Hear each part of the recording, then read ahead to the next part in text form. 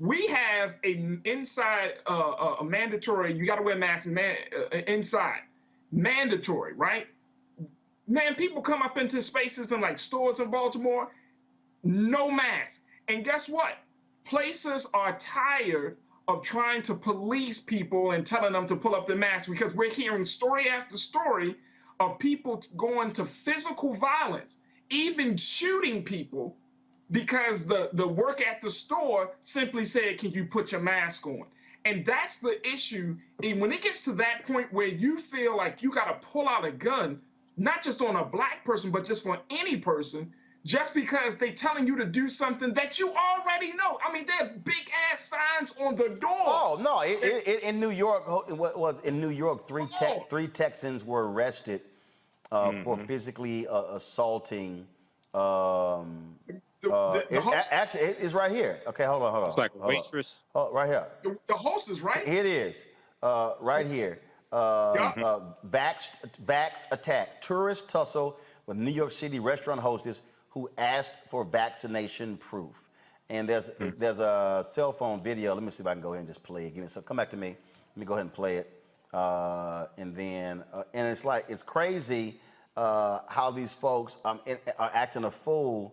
I can't find. Let's see here. And again, first of all, the city regulations require to show proof of vaccination. But here's the whole deal. I am not about to go to jail because somebody said, where's your vaccination proof, your card? I am not about to go into the legal system. That's about the dumbest thing in the world. You think if I am visiting New York, which means I have paid, I bought my ticket, I got a hotel, I've traveled there. You think I'm about to mess my damn time up because to get into a fight? Hell no. Now I got to pay bail. I'm still paying for the hotel room. Then if I'm held on longer than I'm supposed to fly back, now I got to buy me a new ticket. Oh, hell no. Here's the video, y'all, right here.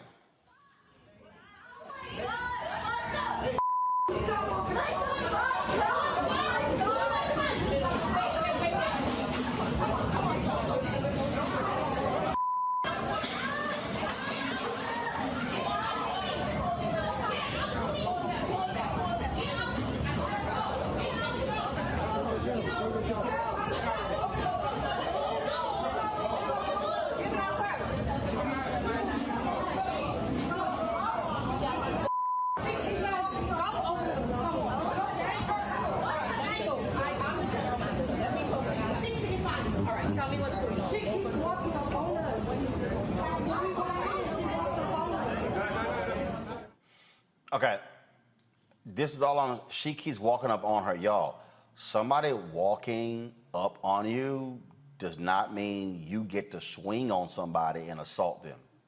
Those three people from Sisters from Texas all have been arrested. Damn. Why you gonna I ain't messing my trip up. But you know what though, Brother Roland, this speaks to something else though, because you talked about it a couple of times. It speaks to the fact that this whole pandemic has really made people imbalanced and mentally, you know what I mean? Like mental health and dealing with this pandemic and this ongoing just kind of, rules and regulations around this pandemic. This has taken people to a whole nother level of just sanity. Like to think that is a good idea to beat on somebody simply for asking for a vaccination card when you know it's COVID. I mean, like you knew this before you even touched down in the city, that the city has certain requirements. If you are traveling in 2021, I think that you should check the places that you go beforehand to say, okay, what's the rules around COVID right now? That's vaccination. Look, when I went to the Darius Rucker concert, it was at Wolf Trap. First thing I want, okay, what are the rules? Like, perfect example, when I was in Houston for my aunt's funeral, there was Kim, Babyface, Music Soul Child. All right, so we roll up. They turning people away who had basically purses or bags that were like no bigger than this. They were bigger than this. Then it had to be clear or whatever. Well, first, look, y'all, just so y'all know, I had a bag. First I got 2 phones, I had my Perel. I can't stand ash. I had my bottle of lotion, had my goggles. I had 2 masks, and I had a sweat rag. We're talking about this outdoors in Houston. I ain't stupid. Now, I got laid in with my bag 'cause I'm a VIP. But do understand, I was gonna get in with that damn bag. I ain't going, y'all don't give a damn what y'all say. I'm gonna have the mask, the goggles, I got everything. I am not sitting here, hell, I might have some gloves in there. I ain't sitting there playing with these people, okay? But you're right. Find out before you go somewhere, hey, what are y'all rules? What are y'all rules? And I just think what's happening is, one of the downsides of people in this country, we are Americans. It's about freedom. Oh, yes. There's a downside to that. And see, the reason, and I'm telling everybody right now, okay, this is very simple. This is very simple. Y'all can fight on the mask, y'all can fight on the vaccine, but you're gonna lose. I'm just letting you know right now. No, you're going to lose on this one. You're gonna lose on this. I'm just telling everybody, and I don't care how you feel, you're gonna lose on this one. Because what you have to understand is, when you got a significant number of people who are like, no, we ain't trying to play these games. This is now 2021.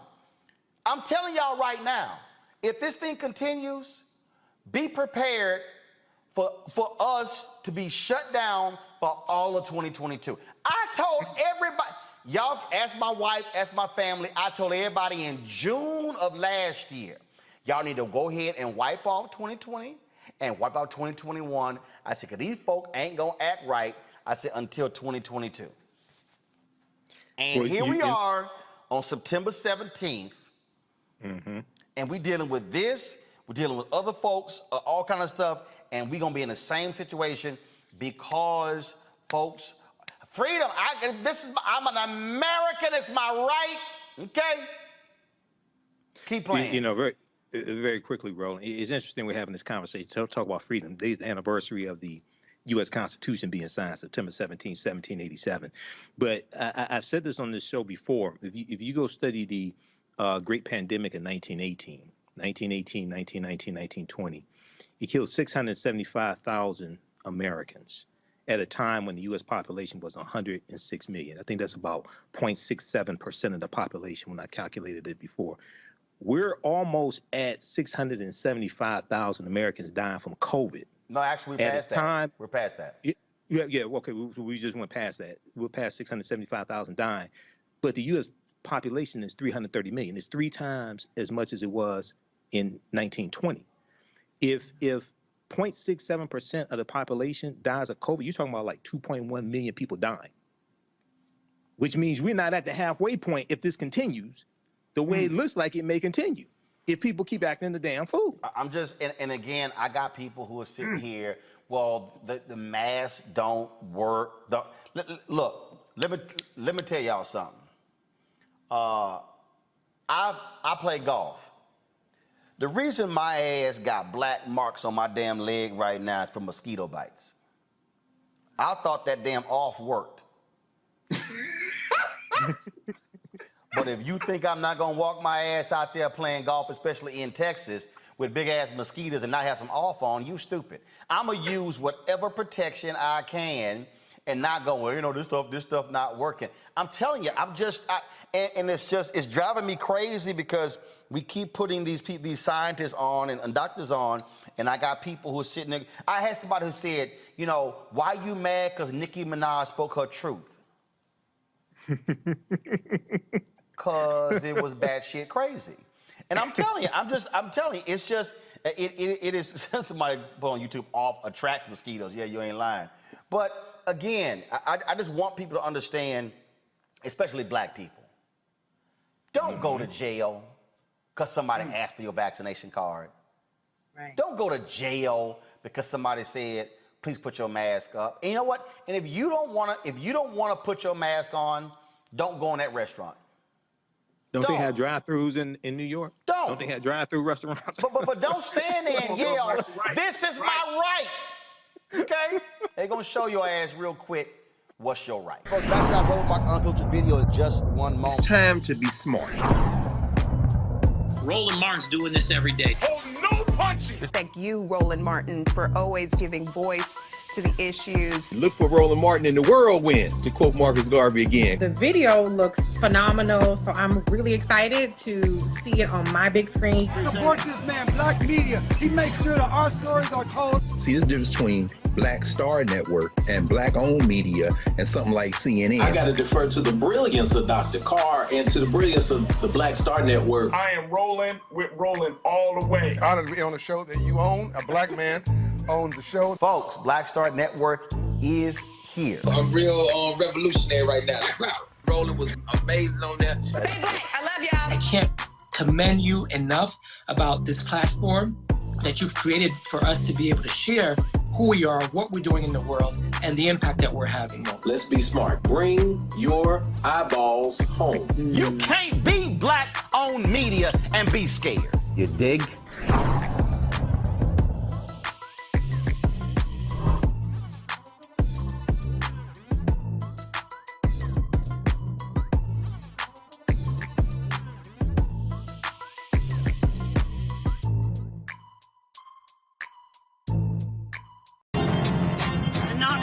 I'm white. I got you, girl. Illegally selling water without a permit on my property. Whoa! Hey, give me your right. You don't live here. I'm uncomfortable. So let's go to Nebraska, where this woman's in the grocery store and she's a little upset. She's like, I'm not wearing my mask. I have allergies. And then she does this. That's a, excuse me? Excuse me. I'm coming through. You're so cute. She's coughing on me. She's coughing at me. No, yes. look at you guys. You're so cute. You're such a Karen. Okay, whatever. You're such chic. Why don't you have a mask on? Because I don't need to have one on. I'm not sick, and neither are you. Okay, but you don't have to keep coughing at me. You don't know who's sick or not. Can you put It's my allergies. You I don't have know allergies. who's sick or not by looking at somebody. Yeah. And so 2 years ago, before anybody started talking about COVID, you were okay with that, though, going out not knowing you were sick, right? You don't know anything about my health. I don't. Yeah, she's coughing at me. I have my allergies, and she got all freaked out because I'm coughing. No, she don't. No, she's coughing. How do you know? You don't know, and she just said, I don't know anything about her health. You don't know anything about my health. Maybe I have a medical release. I don't need to wear a mask. Okay, bye. Why don't you have a mask on? Because I don't need to have one on. I'm not sick, and neither are you. You don't know who's sick or not. I have allergies. Oh, yeah. And so 2 years ago, before anybody started talking. Well, it did not take long to find out who she was. Y'all know Twitter don't play. Her name is Janine Hoskovec, and people found out that she works for the company SAP. Let me take that back. Coughing Karen used to work for SAP. This was issued. This tweet, we have reviewed the incident and confirmed that the individual in question no longer works for SAP. I keep saying, Kelly, every time one of these crazy-ass white people lose their job, a bunch of black people should apply. And I really think we can close the unemployment gap because it's a bunch of crazy people who just, and again, it's just, oh my God, I have allergies. No, you are coughing on people on purpose. That video was uploaded to Reddit, and it's received more than 4 million views. Now she's looking for a job because she lost her job. She lost her job. She lost her job for being stupid. She was absolutely stupid. For me, even if we weren't in the age of COVID, what she did was unsanitary and straight wrong. in any grocery store, any setting.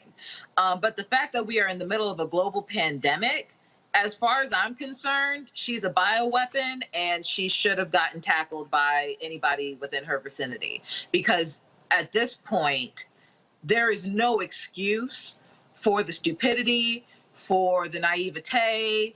There is no naivete as far as I'm concerned. This was dumb, and this was callous, and this was insidious. This was just mean for her to do something like that. And again, we're in a pandemic.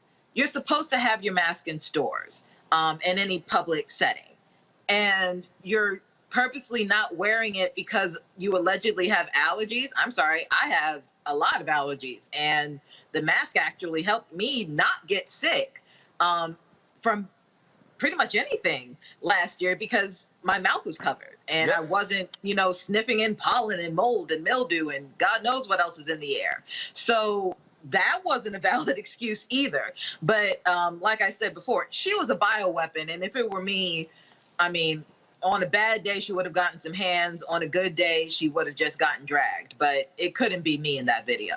Absolutely. The thing for me, Emma Congo, is these people are so, okay, fine, you don't want to wear a mask. Walk around the damn store, mind your business. When you start coughing on other people, we've seen this happen in other cases, and folks were fired. And I have absolutely no mercy whatsoever for any of these people. Not one of them. Oh, no. Not at all. Look, that's assault, man. I remember when the pandemic first started, and there was that in Ohio, that bus driver who was talking about this lady getting on and coughing and not caring. Then he died a few days later. She's doing that intentionally. And as Kelly was saying, I'm surprised that more and more people are not reacting physically to these guys, but at the end of the day, it's the pandemic. You don't want to get close to these guys, and we don't want to see the violence, but we definitely need to be seeing these consequences. And so I'm glad that SAP did that, and now her face is going to be out there, her name is going to be out there. And just like you in the first segment, we're talking about calling attention to what Christie and all of these guys are doing. We can't let people forget the ignorance of these people. So the videos got to be retweeted, they got to go viral, because we're going to be running into these guys in the next grocery store. And if the only way they're going to learn their lesson is to lose some money, then let them lose some money, because really at the end of the day, there should also be some criminal charges, because who's to say someone in her area when she was doing that, what if she did have it, and what if somebody did catch it? Wouldn't she be liable for that if it was traced back to her? They don't care about any of that type of stuff, but hit them in that economic pocketbook, that's a good start. But sometimes a little more may need to be done, and I'm talking about charges being filed. Absolutely. What if she caught it? You know what I'm saying? It's not even about if she spread it. What if she caught it? But they don't. But in their minds, they don't care. Folks, back to that Roland Martin Unfiltered video in just one moment.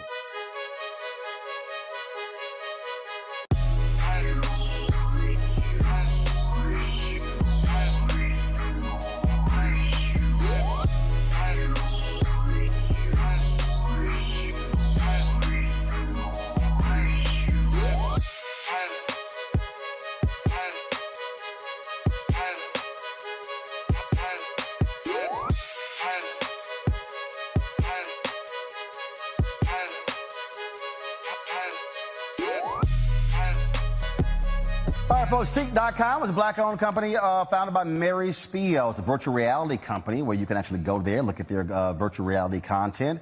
A couple of devices they actually have for sale that you might be interested in. First off, their VR headset allows for you to slide your phone right in and experience that virtual reality content on their site or watch a 360-degree video. Also, there are 360-degree headphones, tremendous bass, used for gaming, Bluetooth, phone calls, you name it. Folks, you can get these two at Seek.com using this promo code RMVIP21, RMVIP21. You buy one or the other, or even both, a portion of the proceeds come back to us here at Roland Martin Unfiltered. And so we want you to check out Seek.com and give it a try. I'm really trying, y'all. I'm really trying to deal. So Nicki Minaj is now trending because Nicki Minaj posted this on Twitter. My cousin in Trinidad won't get the vaccine because his friend got it and became impotent. His testicles became swollen. His friend was weeks away from getting married. Now the girl called off the wedding. So just pray on it and make sure you're not comfortable with your decision. Make sure you're comfortable with your decision, not bullied. 5,297 retweets, 41,100 quote tweets, 26,300 likes. Okay. Wow.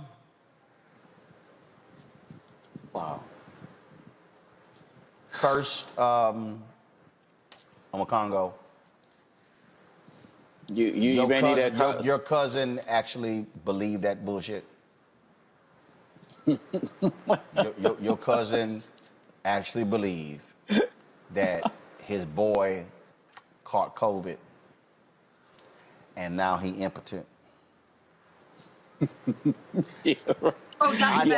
think Nicki, I think your cousin's boy caught some other shit. And it's not gonna clear up in time for the wedding. Real talk. Real talk. Come on, dog. Come on. Wow.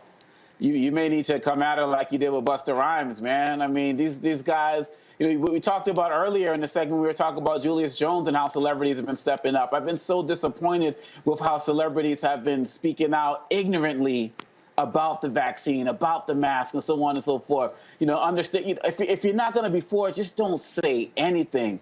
All people are going to see is Nicki Minaj says the vaccines make you impotent.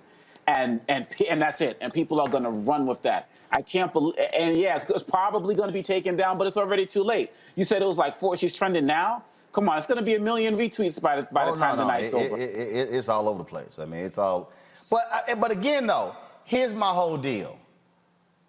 My cousin told me his friend got the vaccine and now he impotent and the girl called the wedding off.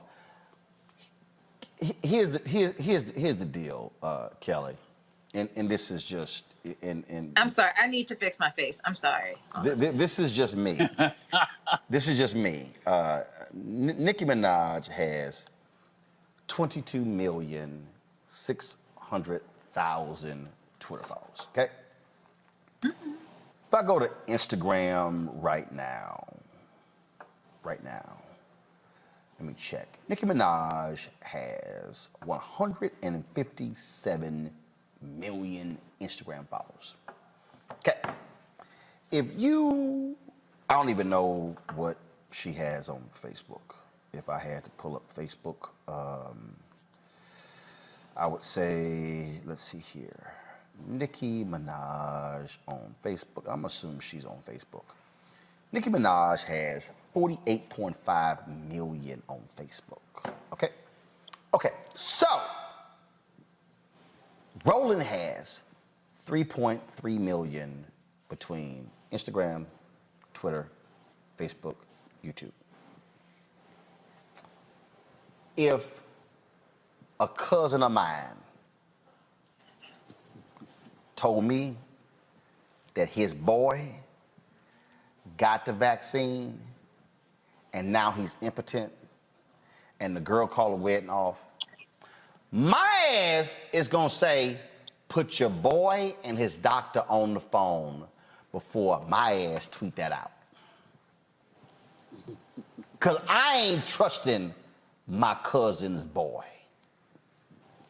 to inform my 3.3 million followers, in her case, her 200 million followers. I'm just saying, I might ask a couple of more questions before that tweet gets posted. Go ahead. 2 things. One, she doesn't have the journalistic integrity that you have for a plethora of reasons. You but ain't also gotta be a journalist.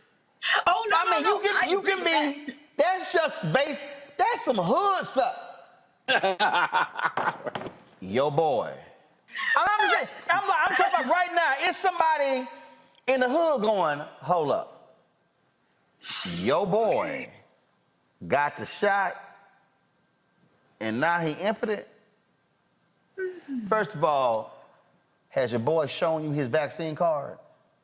Which shot did he get? Mm-hmm. If your boy came back and said that he got the Eli Lilly shot, you probably, is it the Pfizer, the Moderna, or is it Johnson & Johnson? Which one you got? I'm just saying, even in the hood, you might ask two more questions before you put it on Twitter. I agree with you.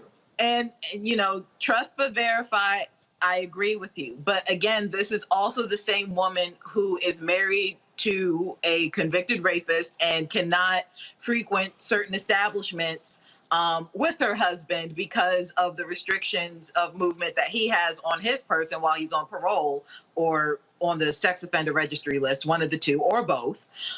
This is also the same woman whose brother is serving 20-something years for the rape of an 11-year-old that allegedly she is still trying to pay off the family to not talk about anymore. I say all that to say, even though it's not necessarily related, there's a couple tools missing in her toolbox, in her noggin. So this does not surprise me that she would say such a thing.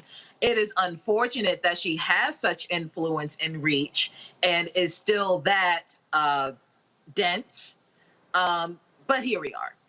Somebody on YouTube said that boy got that hot sauce. Y'all know.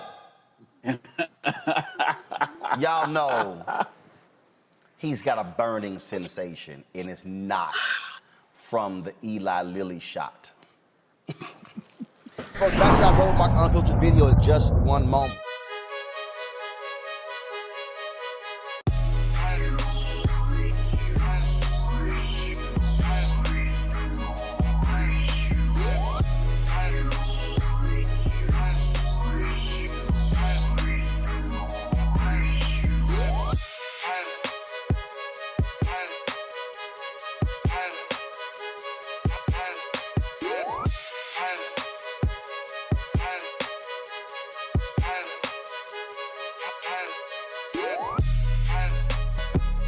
All right, folks, Seek.com is a black-owned company founded by Mary Spiel. It's a virtual reality company where you can actually go there, look at their virtual reality content.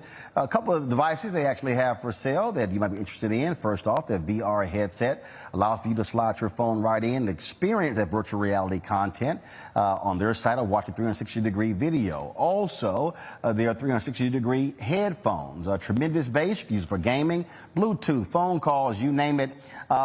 Folks, you can get these two at Seek.com using this promo code RMVIP21, RMVIP21. You buy one or the other, or even both, a portion of the proceeds come back to us here at Roland Martin Unfiltered. And so we want you to check out Seek.com and give it a try. Colorado pastor who mocked AIDS deaths and spread vaccine conspiracy theories, he's dead.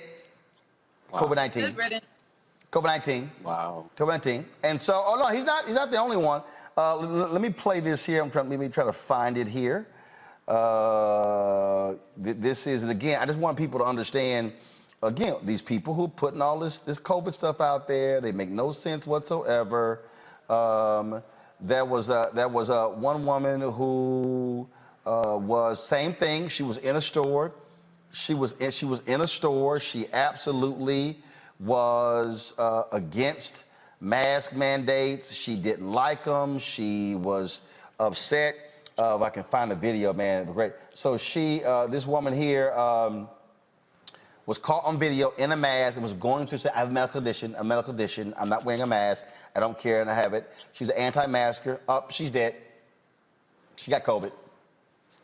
She got COVID. So to Kelly's point, you're absolutely right. These folks who, right here, QAnon conspiracy theorists, conspiracists dies from COVID-19, and Trump-loving attorney accuses hospital of medical murder. Okay. I mean, but that's where we are. And so it goes beyond, Kelly, these folks just, stay in their lane. Just the coughing on people and flouting the rules. That's why folks are going to mask mandates. Because you can't trust people to do the right thing. It shouldn't have to come to this, but unfortunately we're here. It shouldn't take, the government making you be healthier to do the right thing. But I'm all for a mask mandate. I'm all for, making sure that people are getting vaccinated. I'm all for a vaccine mandate, because at this point, it's not about what's the word? It's not about you just being scared at this point. It's not vaccine hesitancy. It's vaccine refusal at this point. And I don't understand why this vaccine over all the others that are likely already in your body, because you have to get them in order to work pretty much anywhere or go to school anywhere. I don't understand why the COVID-19 vaccine is the one that people are up in arms about, and ironically are saying my body, my choice. And yet these are the most conservative people on the planet saying my body, my choice. And further, as I understand Hippocratic oaths amongst doctors, but at this point, this is like everybody's saying, this is a pandemic of the unvaccinated. And at this rate, people are dying not because of COVID, but because of already existing conditions, and they're not able to get to the hospital. 98% of the deaths, the COVID deaths right now, are unvaccinated.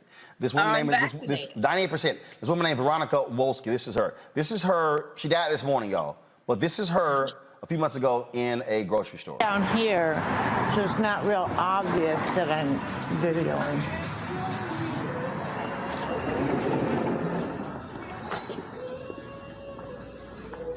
Hello.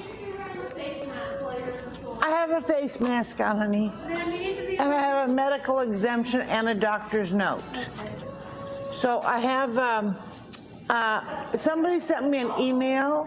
Ma'am, I'm not helping you. I'll get the manager, please. I have a medical exemption. Down here, so it's not real obvious that First of all, you're dressed like Zorro. You play dumb games, you get dumb prizes. I'm sorry, you've got a mask over your eyes, but you don't want to wear a mask over your mouth. Congo, I'm sorry, but again, and I'm not trying to mock her, but she died this morning of COVID. It's wow, it's wow. Look, I'm picking up where Kelly was leaving off about how these ignorant folks who are out there not caring about people are making it hard for everyone else to be able to use these hospital beds. I saw a story in Alabama where a man was having cardiac arrest and tried to get into 43 different hospitals and couldn't get in, and ended up dying. And so these guys are so ignorant, so rude, and so disrespectful. But now, and I'll never forget this, Roland. I guess the name I forget you had weeks ago, who said there's a difference between freedom and license. You don't have the license to just do things to make other people sick and jeopardize other people's lives. And so it's unfortunate when anybody dies. We don't wish it upon anybody, but damn it, what the hell did you expect? And now you're at a point. So yes, we got to get these mandates going. New York kids are going back to school. How many of them are going to be shut down in a week? At least they have the mask mandates right now. But we also got to protect our children as well, man.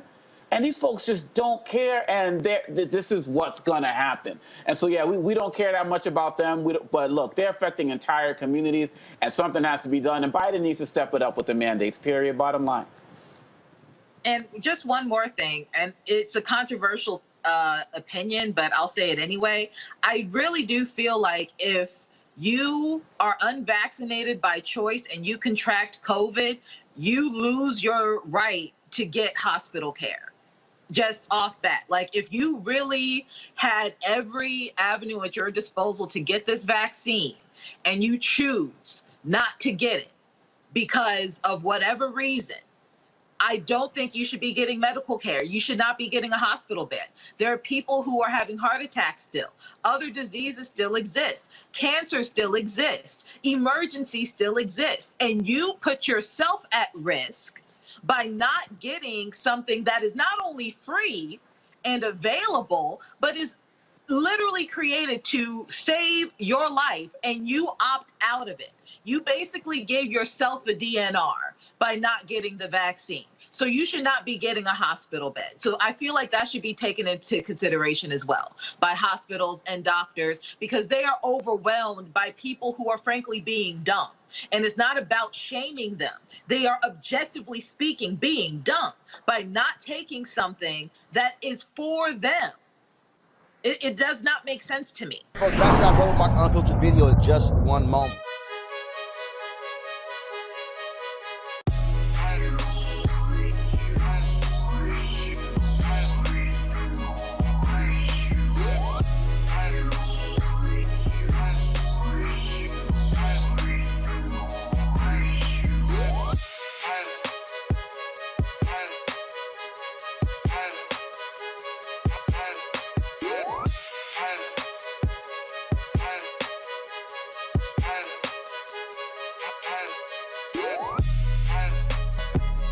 All right, folks, Seek.com is a black-owned company founded by Mary Spiel. It's a virtual reality company where you can actually go there, look at their virtual reality content. A couple of devices they actually have for sale that you might be interested in. First off, their VR headset allows for you to slide your phone right in and experience that virtual reality content on their site or watch a 360-degree video. Also, there are 360-degree headphones, tremendous bass, used for gaming, Bluetooth, phone calls, you name it. Folks, you can get these two at Seek.com using this promo code RMVIP21, RMVIP21. You buy one or the other, or even both. A portion of the proceeds come back to us here at Roland Martin Unfiltered. And so we want you to check out Seek.com and give it a try. Next. All right, folks, y'all know what time it is. No charcoal grills are allowed. I'm white. I got you, Carl. Illegally selling water without a permit on my property. Whoa! Hey! You don't live here. I'm uncomfortable. Well, let's go to Georgia, where parents are calling for a teacher there to be fired after she says the N-word in a viral video. Watch this. Girl, say I date a black guy. Okay. Then I can say nigga. No, because I got a nigga. I missed that. Play it again. Girl, say I date a black guy. Okay. Then I can say nigga. No, because I got a nigga. Alexandria Boynton, an Alcovey High School art teacher, sitting on the desk discussing when it's okay to use the N-word. 2 years ago, Boynton was named Teacher of the Year. Now students and parents are calling for her job. The art instructor is currently on administrative leave. She says in the video that if she starts dating a black guy, she can say nigga.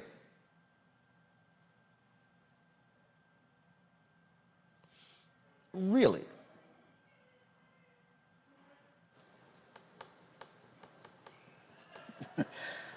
Yo, homegirl was just, you could tell this is part of her daily vocabulary because she was just all too comfortable, just the way she just put it out there like that. And so, look, people have all of these debates and conversations. I was just talking about it at my students at American Today in class.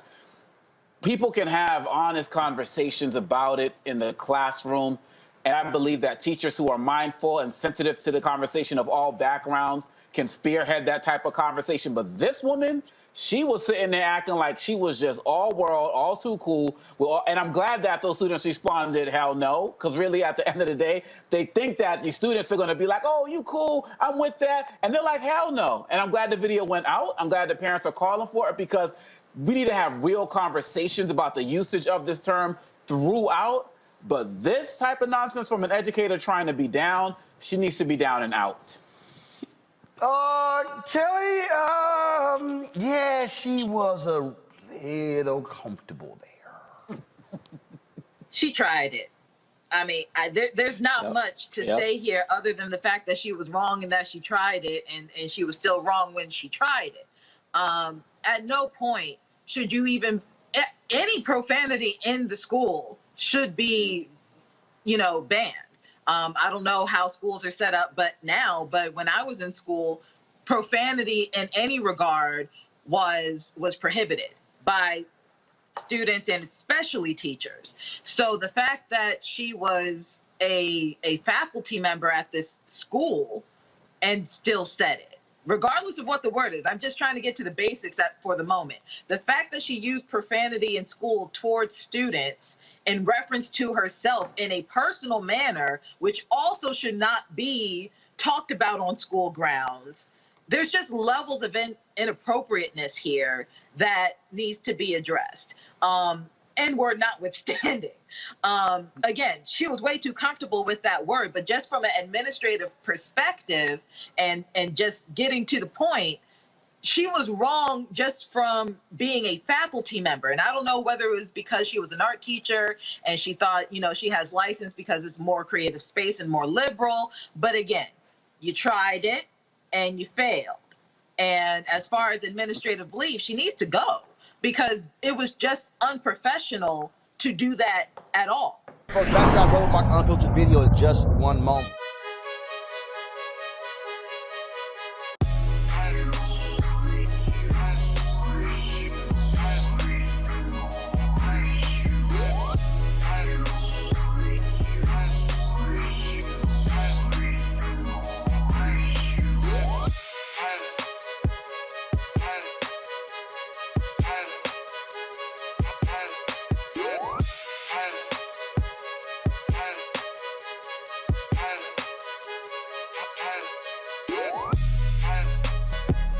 All right, folks, Seek.com is a black-owned company founded by Mary Spiel. It's a virtual reality company where you can actually go there, look at their virtual reality content. A couple of devices they actually have for sale that you might be interested in. First off, their VR headset allows for you to slide your phone right in and experience that virtual reality content on their site or watch a 360-degree video. Also, their 360-degree headphones, tremendous bass, you can use it for gaming, Bluetooth, phone calls, you name it. Folks, you can get these two at Seek.com using this promo code RMVIP21, RMVIP21. You buy one or the other, or even both. A portion of the proceeds come back to us here at Roland Martin Unfiltered. And so we want you to check out Seek.com and give it a try.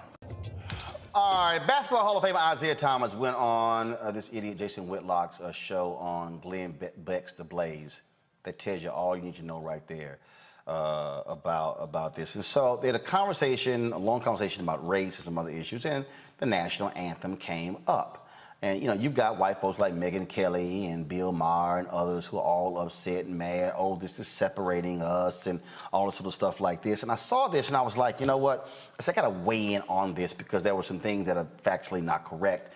But also I want to explain to you really what is at play here while all of a sudden this is the thing. So go ahead and roll it. You said that we have to eliminate the race box, right? Yes. Tell me something. How do we eliminate the race box when we sing the Star Spangled Banner on this hand, but then we sing a national Negro anthem here? How is that bringing something together? How do we eliminate the race box if we're doing that? First of all, great question. And so, you know, for a long time, we fought, you know, not to have the race box in the census report, right? We fought a long time, and they just really kind of got it on, where we got classified black, white, yellow, blue, people of color. Now, when you sing the national anthem and then you sing the black national anthem, the only thing that it does is it's emphasizing our separateness. And what our founding fathers, when they wrote the Constitution and everything else, they were talking about bringing us together under one umbrella, under one Constitution, where all men and women are created equal, not these black. Okay, first of all, go ahead and let it finish play, then I'm gonna come back. White, red, yellow color boxes, you know, we were aspiring to be that. Come back. So Stop. when you sing those two different anthems. Okay, so here's the deal. So, not true, Isaiah. Declaration of Independence says all men are created equal, not women. When they said all men are created equal, they meant white men. They didn't even mean all white men. They really meant white landowners. One of the mistakes that we have in this country is that, I keep telling y'all, there's a difference between learning his story and learning history. And the reality is we have been sold a fallacy in the United States. We have been sold a fallacy that America is great and wonderful and things were done the proper way and we're the greatest democracy. God loves us more than anybody else in the world. That's America. That's what we've been sold. What we have to understand is that there's no such thing as the framers wanted everyone to be created equal. That's simply not true. Why? Because they wrote it. They said it. That's literally what they did. Now, the other day on the show, I told you, and I love to watch it. I love to watch it because it is so succinct in explaining exactly the reality of what it means to be black in this country and to understand what folks wanted in terms of the creation. Here's Barbara Jordan, 1974, in her Watergate testimony. Listen. Jordan, the purpose of general debate, not to exceed a period of 15 minutes. Thank you, Mr. Chairman. Jordan. Mr. Chairman, I join my colleague, Mr. Rangel, in thanking you for giving the junior members of this committee the glorious opportunity of sharing the pain of this inquiry. Mr. Chairman, you are a strong man, and it has not been easy, but we have tried as best we can to give you as much assistance as possible. Earlier today, we heard the beginning of the preamble to the Constitution of the United States. We the people. It's a very eloquent beginning. But when that document was completed on the 17th of September in 1787, I was not included in that we the people. I felt somehow for many years that George Washington and Alexander Hamilton just left me out by mistake. But through the process of amendment, interpretation, and court decision, I have finally been included in we the people. Today, I am an inquisitor. Now, not completely.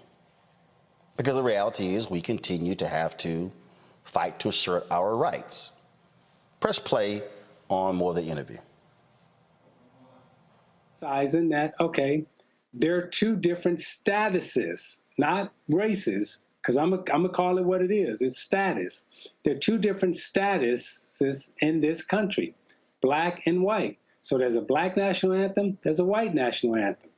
Okay, now, if you want to just have one national anthem, then let's come together collectively and decide, okay, what the national anthem is going to be for this country. Not just. Okay.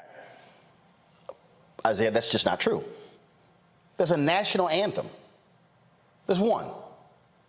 First, which is the Star Spangled Banner. Now, let me just remind people, when the Star Spangled Banner was written, and again, this is what I need us to understand, because one of the things is we have been taught so many things in this country, but we were not really taught everything in this country. What we have to understand is that, first and foremost, the Star Spangled Banner, when it was written, okay, was not the national anthem. It was a poem. If you actually read it, you'll realize that third stanza, which is being quite debated, deals with the issue of race. Let's just deal with that, okay? Second of all, when we talk about the black national anthem, that's not what it's called. The song is called Lift Every Voice and Sing, written by James Weldon Johnson in 1900. In 1919, the NAACP called it the National Black Anthem, and ever since then, that is what we referred to it as, but it was simply a song by James Weldon Johnson. Why is that important? It's because if you fall for how they are framing this whole thing, then it becomes, oh my goodness, we have two anthems. Actually, we don't. And remember, Star Spangled Banner, written in 1814, it did not become the national anthem until 1931. Now, they're making a big deal out because the Lift Your Voices Sing is being sung before the Star Spangled Banner.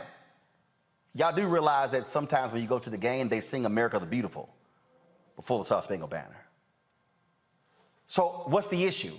That we're singing another song before the Star Spangled Banner, or that it's Lift Your Voice and Sing?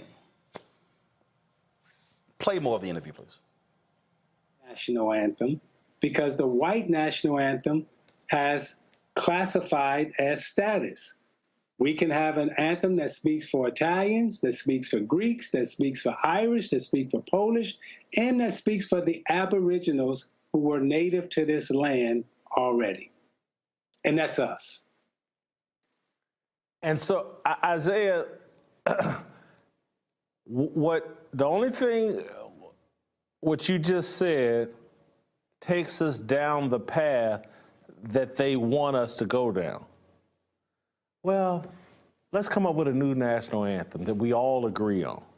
And once you do that, then their next step will be, well, let's come up with a new constitution that we all agree on. Oh, now let's come up with a new Declaration of Independence.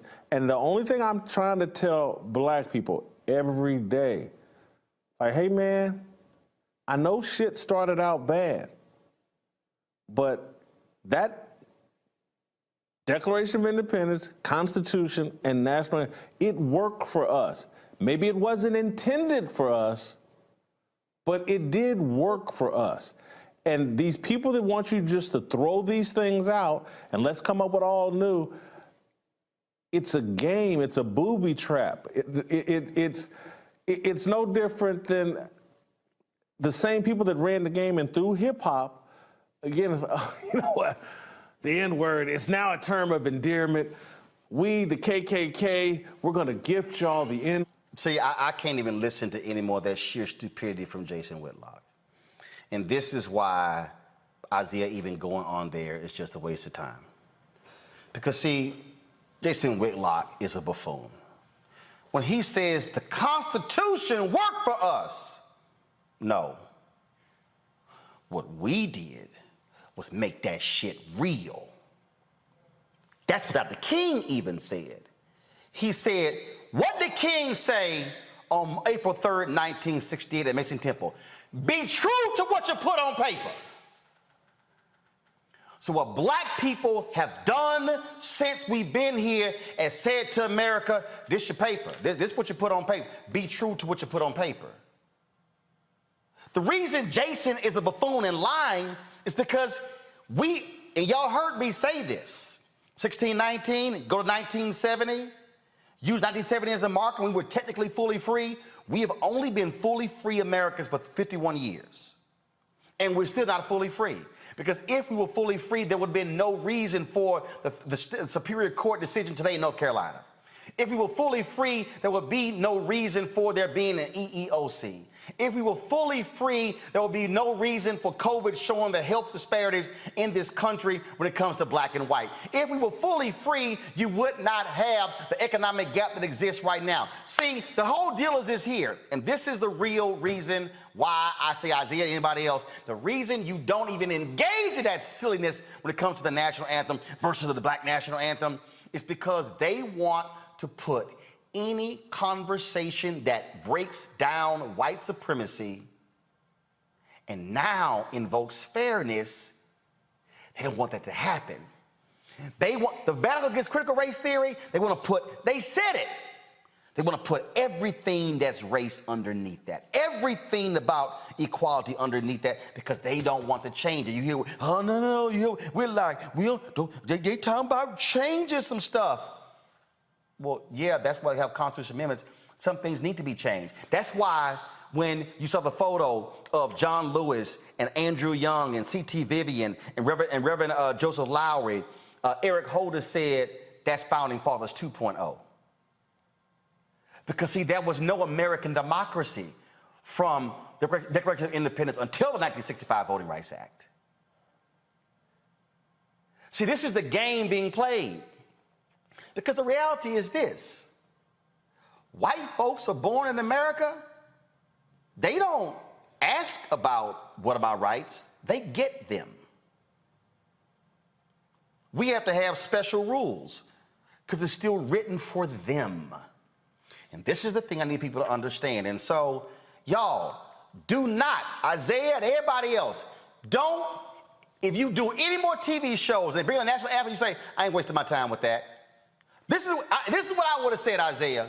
Jason, let's talk about how many black owners in the suites. Let's talk about, do you have equality with black coaches on the field? Let's talk about, Jason, how many black folks you got in the press box as well. See, they want us caught up in this, and black people didn't ask the NFL to play the national anthem. They chose to do so because they got their ass kicked up by Colin Kaepernick. Game recognized game. So I'm not going to fall for the silliness of Bill Maher and Megyn Kelly and the rest of these people. We're going to deal with the reality of where we stand in this country, and that, folks, is what must happen. Let's go right now to our good friend, Gerald Horne. He is the author of numerous books, The Bittersweet Science, Racism, Racketeering, and the Political Economy of Boxing. As a professor at the University of Houston in Houston, Texas. He also has another book we've talked on the show about. This is the one that drove all these white folks crazy who don't like the 1619 Project. It is called The Counter-Revolution of 1776, Slave Resistance and the Origins of the United States of America. And Gerald, always glad to have you here.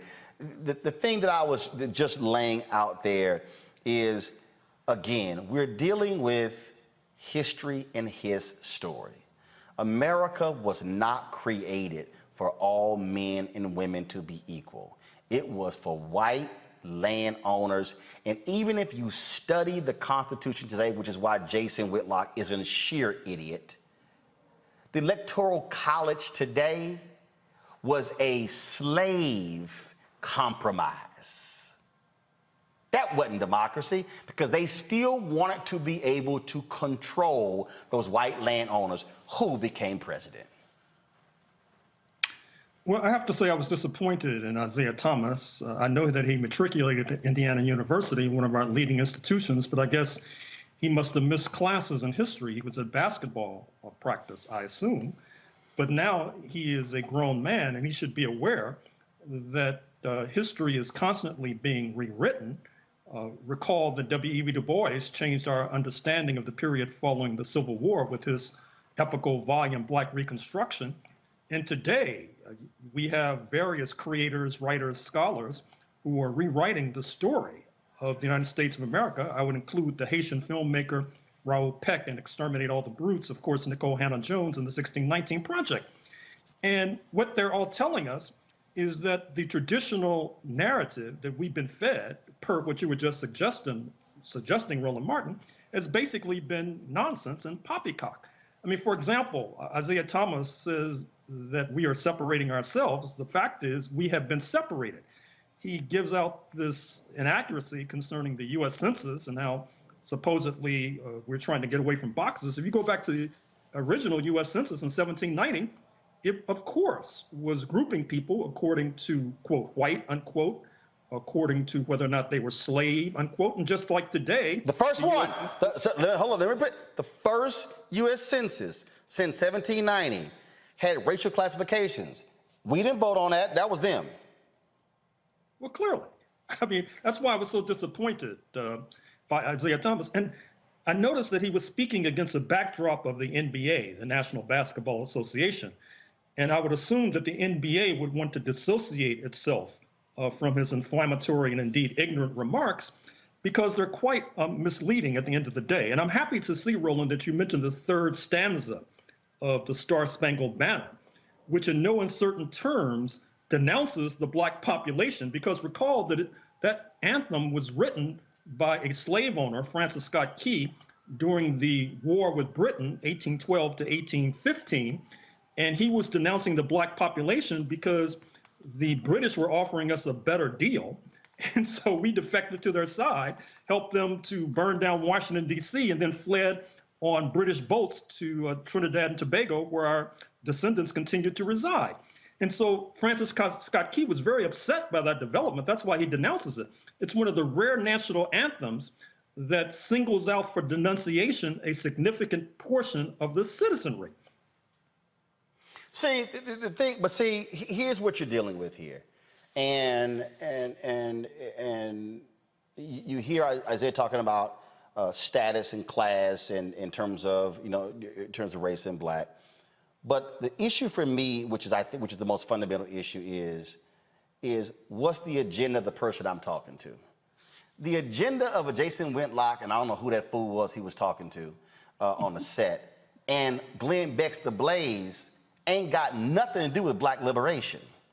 And see, when you hear, again, a Whitlock talking about, these people, to go from rewriting the Constitution to hip hop. I mean, his arguments are so weak because what we have to understand when you are a student of history, when you are a student of this country, when you are a student of how this was constructed, what we are dealing with today and what we've been dealing with since 1619, what we were dealing with during the period of Reconstruction, what we were dealing with during the 92 years of Jim Crow, what we were dealing with during the Civil Rights Movement, or the Black Freedom Movement, and ever since then has been an unwinding of this tightly wound, knit ball of white supremacy.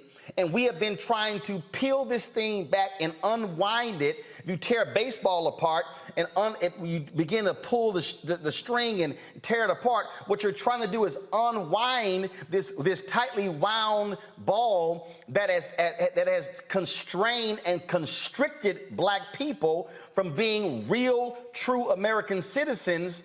And when Jason says these things, what Isaiah's response should have been is, the changes have to be made because police departments today were slave patrols yesterday. And when you see their actions today, they're rooted in their history. When you look at the housing issue in America, look at redlining, the lack of access to capital, all of these things can all trace back to that very document that Whitlock was praising, as if somehow that document serves as the true freedom piece for black people. You can't say it is when the document itself was designed to choke us. This is a very serious conversation we're having, and I hope your audience realizes that. As you suggested a few moments ago, in state legislatures across the United States, there's this demagogic attack on what's called critical race theory. Now, the attacks on critical race theory really are misleading. In fact, what you just sketched and outlined, Roland Martin, in some classrooms, particularly in the South right now, you could have a teacher being fined for telling the truth. Or fired. And so, yes. Or fired.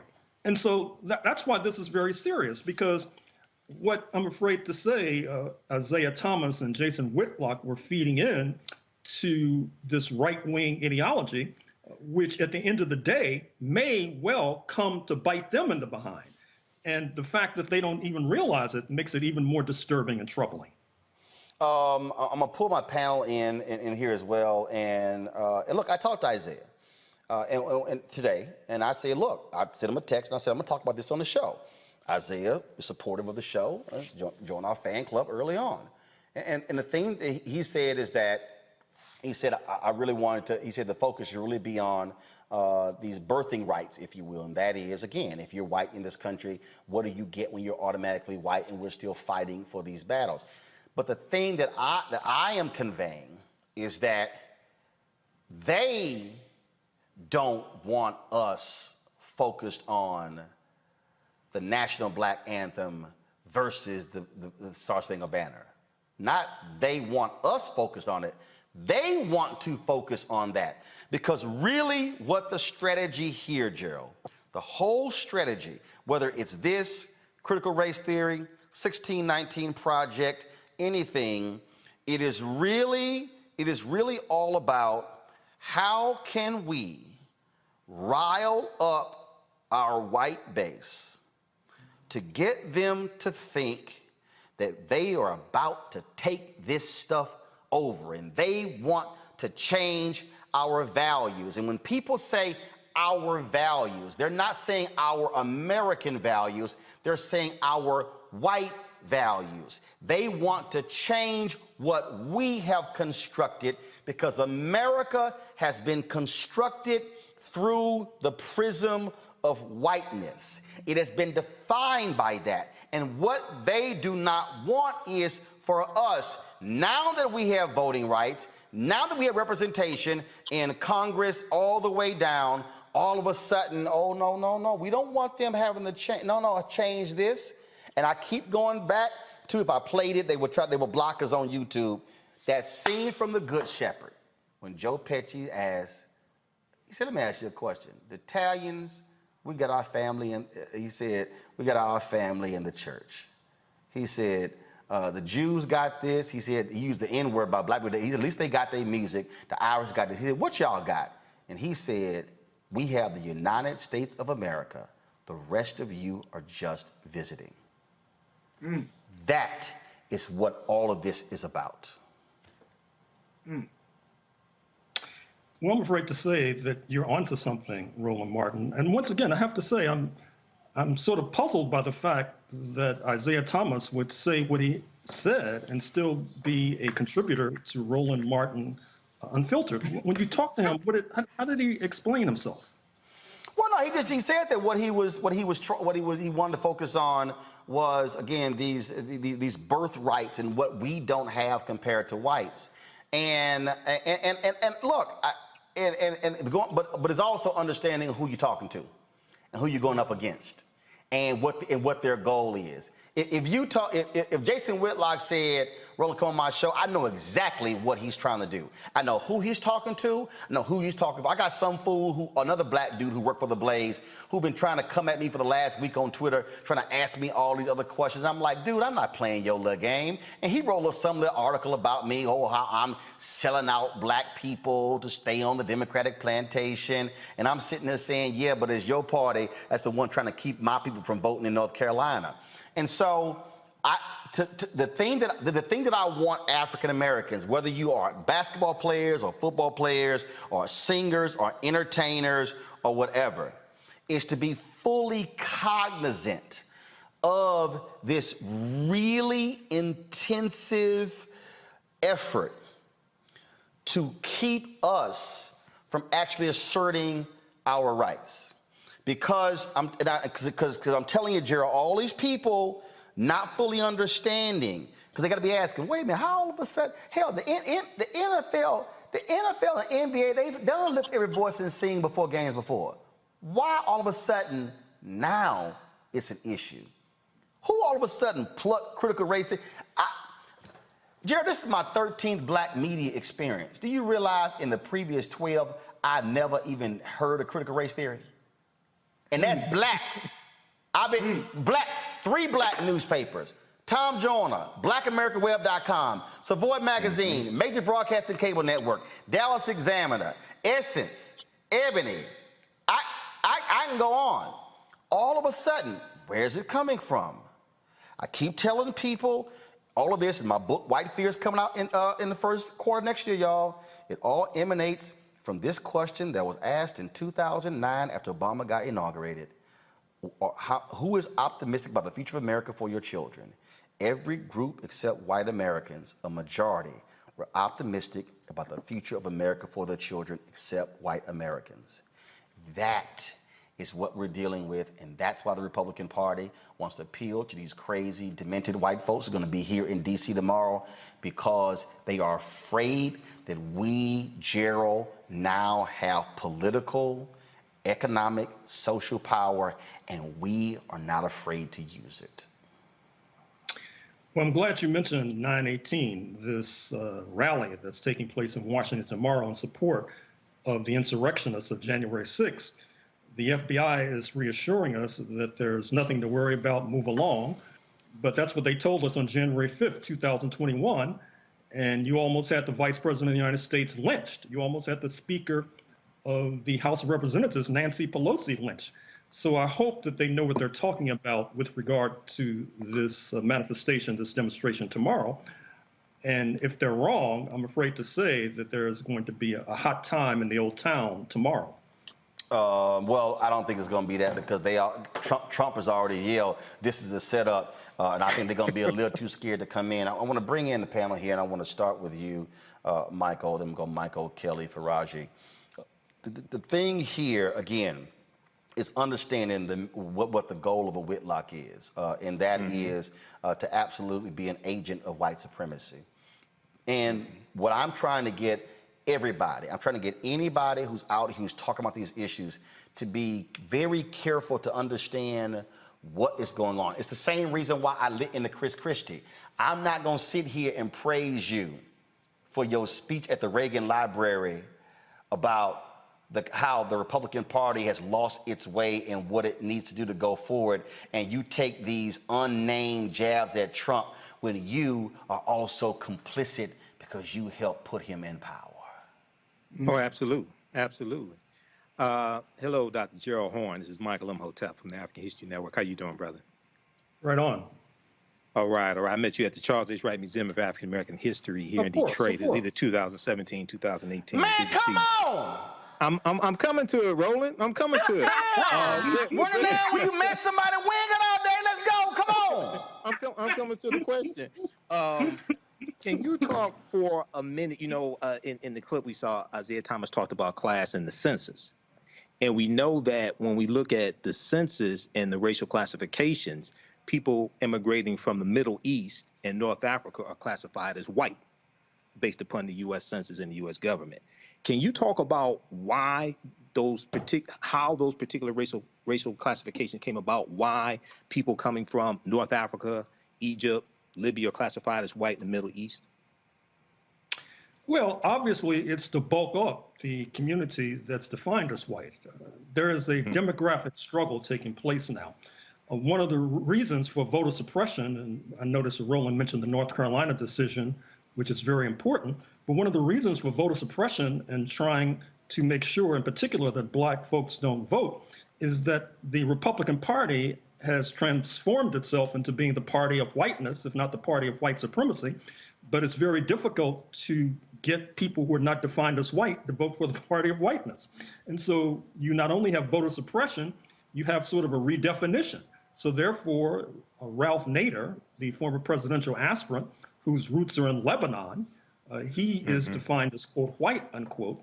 And even though I use the term Euro-American, oftentimes in lieu of white, in some ways that's a misleading term because of what you just said, because you don't necessarily have to have roots in Europe. You can have roots in Lebanon, for example, and still be defined as white, but it's a numbers game that's basically taking place. Okay, thank you. Kelly? Yes, Dr. Horn, thank you. Something that I haven't really heard in this debate or discussion rather, because it's not much of a debate, is, and I think I already know the answer to it, but the fact that we don't talk about, there are 4 other national anthems that we have outside of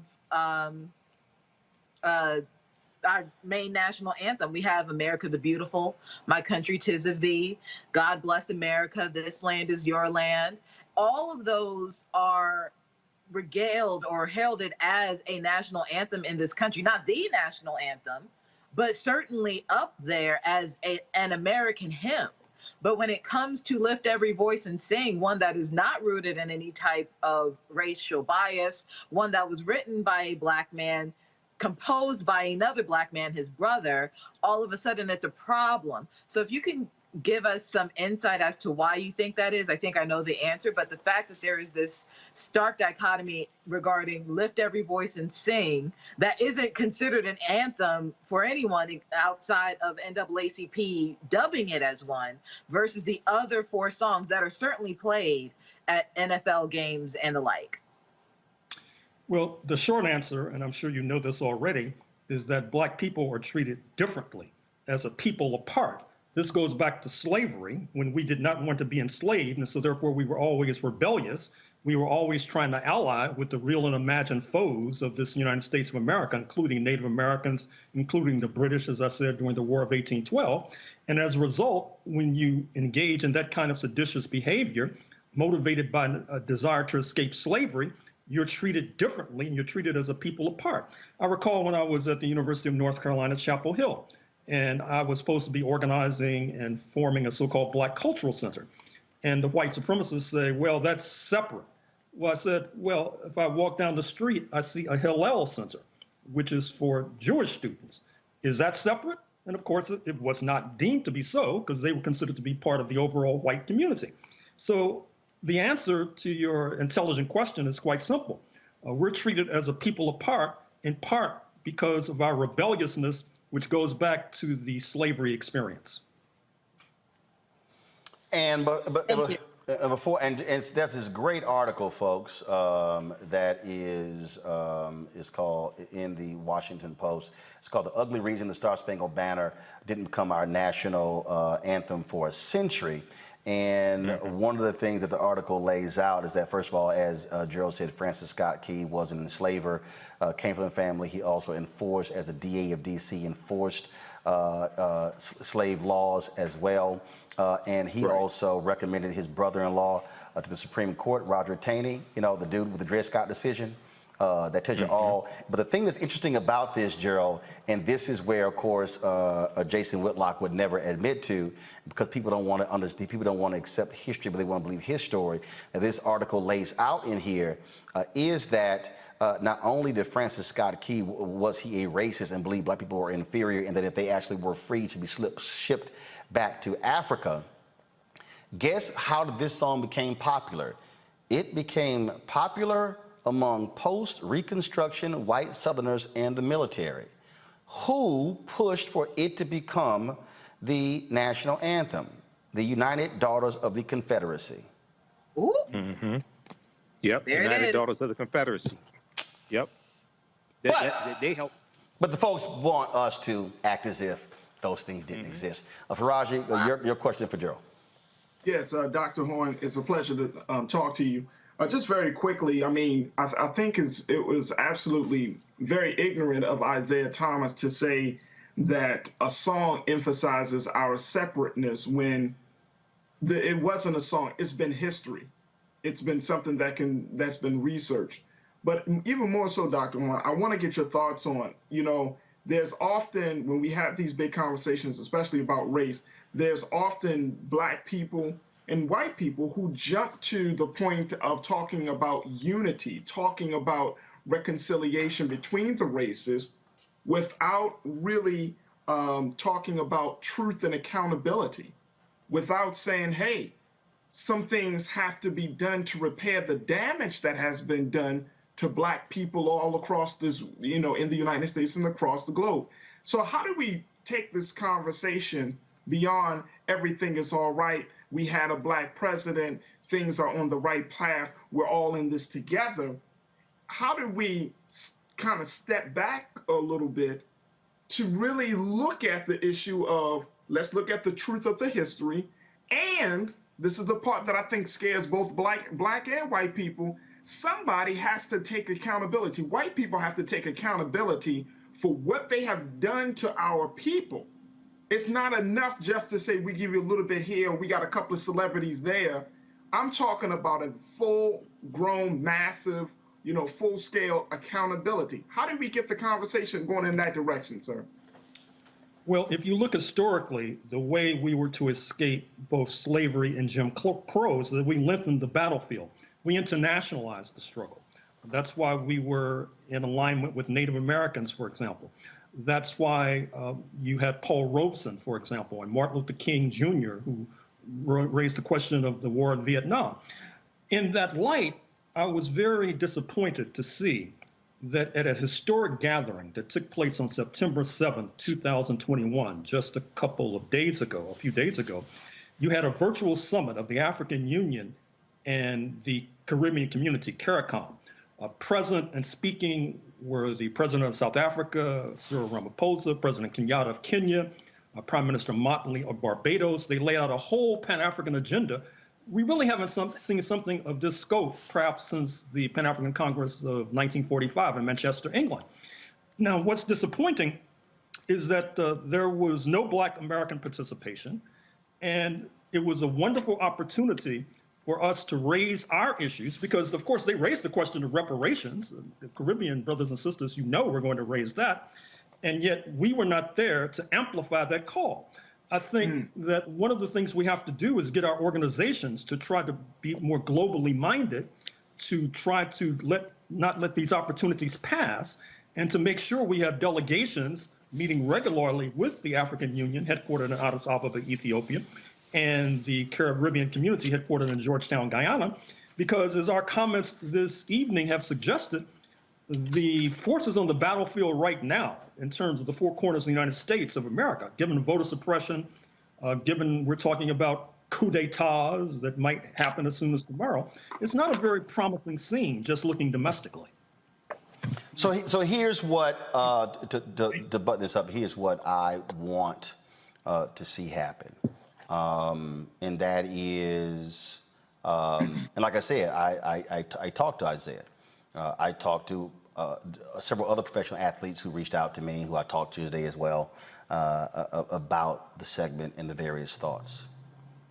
What I want us as African Americans to do, I want us to please go read Jackie Robinson's book, I Never Had It Made.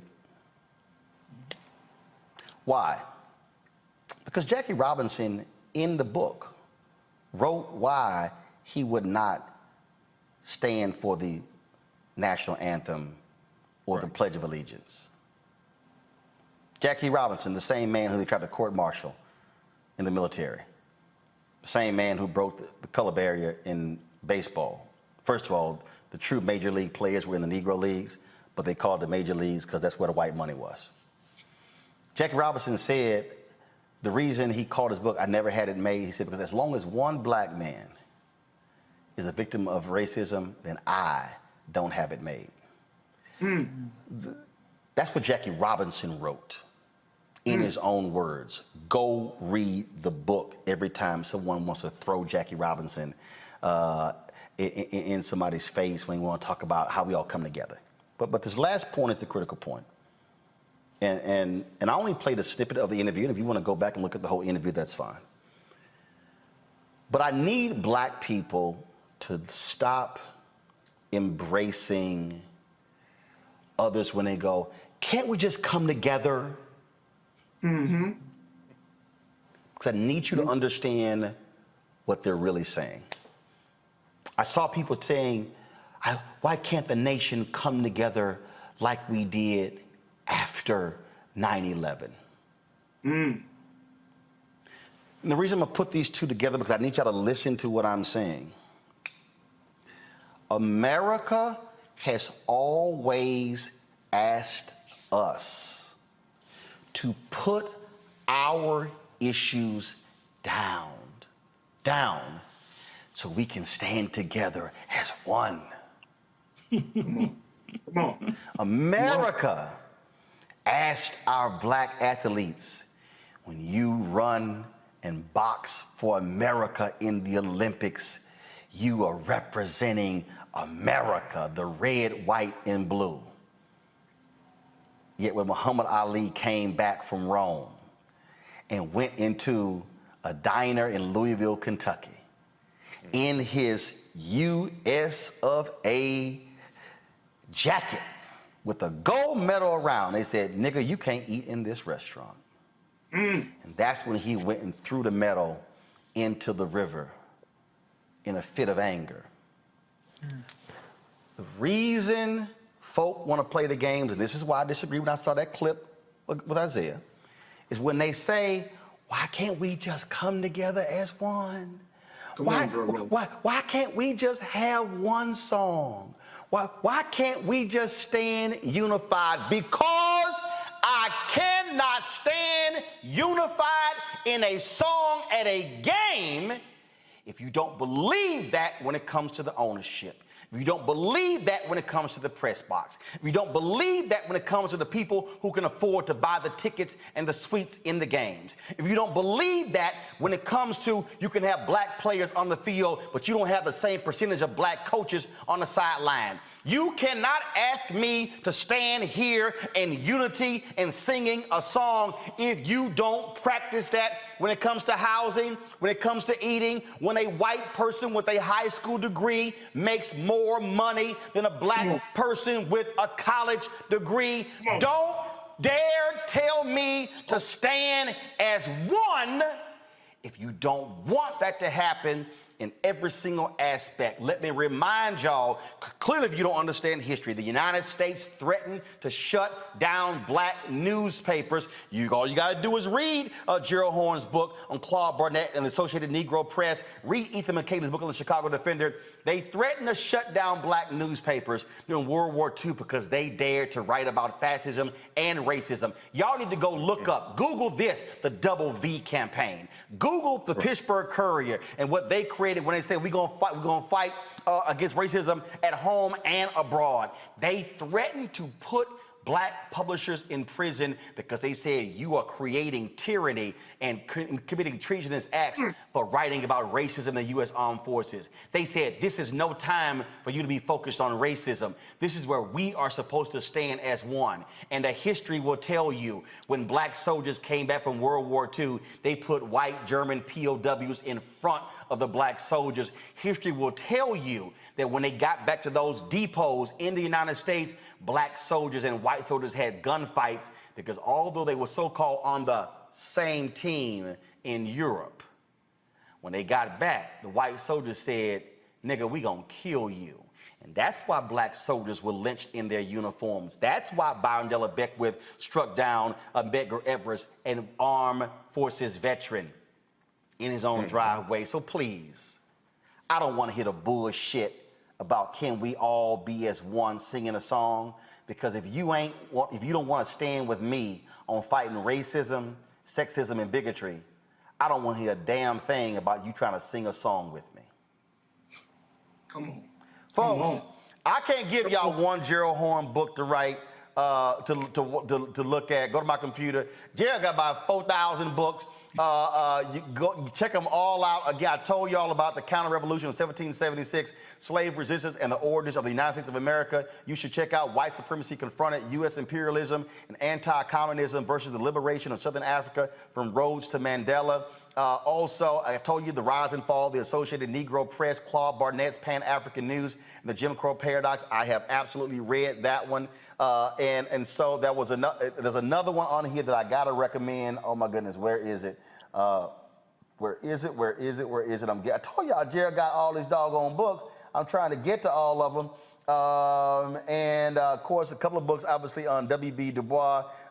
And then I gotta get this one, The Color of Fascism, Lawrence Dennett's Racial Passing and the Rise of Right-Wing Extremism in the United States. Yeah, I gotta get that one right there, y'all. Gerald, it's always a pleasure to have you here. Distinguished professor from the University of Houston, my hometown. Thanks a bunch. Thank you for inviting me. Yes, sir. Folks, back to our Roland Martin Unfiltered video in just one moment. It's time to be smart.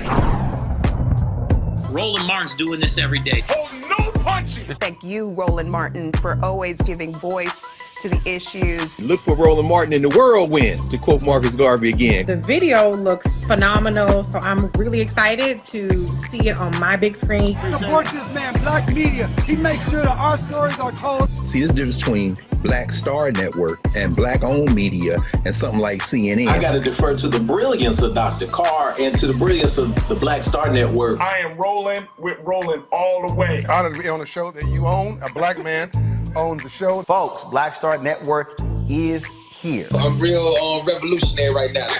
Roland was amazing on there. Hey, Black, I love y'all. I can't commend you enough about this platform that you've created for us to be able to share who we are, what we're doing in the world, and the impact that we're having. Let's be smart. Bring your eyeballs home. You can't be black-owned media and be scared. You dig?